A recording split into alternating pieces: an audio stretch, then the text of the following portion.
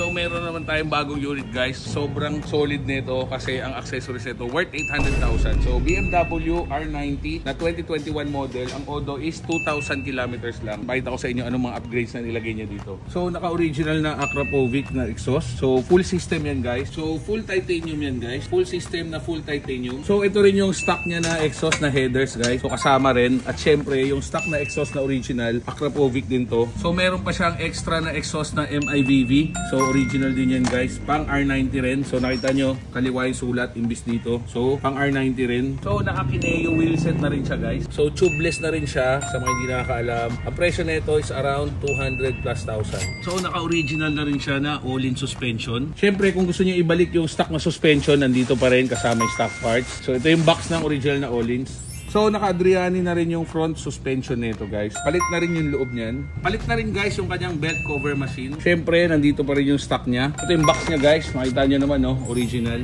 So naka-RSD sear na rin siya guys. Pero syempre kung hindi ka komportable dito, yung stock seat niya nandito, pati yung stock na seat cowl nandito rin. So terno yan sa tangke. Makikita niyo naman. Syempre pag gusto niyo ibalik yung stock na angkasan, so kailangan niyo ibalik to. Buo to guys, kasama to sa halos sa chassis niya.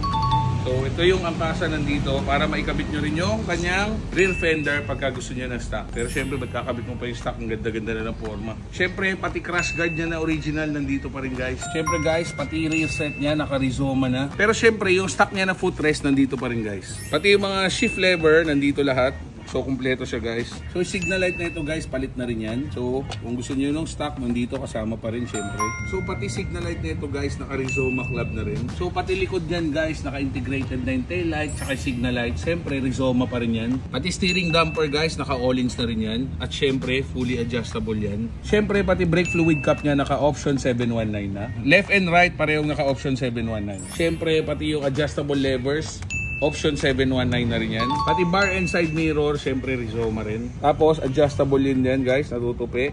Tutupi pa loob, tutupin pa labas. Syempre original na Rizoma. So naka Rockspeed FX na rin siya na handlebar riser. Ultimo yung tank cover nito guys, palit na rin no. Yun no, napakaganda. Naka-Rizoma na rin siya na side arm rear fender guys. At syempre kapares niya yung Rizoma na plate holder. Syempre meron na rin siyang engine cover or yung valve cover na tinatawag na pang guard. Syempre pati itong intake niya guys, naka-Dakar na rin no. Yung busina niya naka-Denali sound bomb. Testing natin.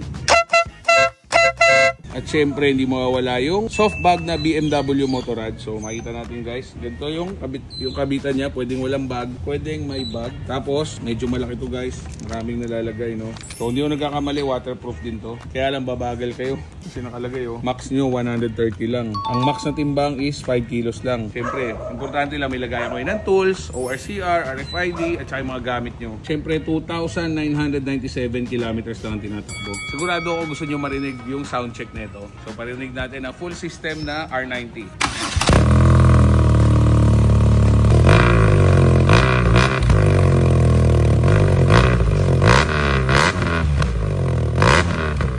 So compute nyo na lang guys kung magkano inabot to. So brand new price ng motor is mga 1.150 million. Tapos syempre accessories na worth almost 800,000. So almost 2 million na to guys. Pero syempre bibenta lang natin sobrang mura. Benta na natin ng 920,000.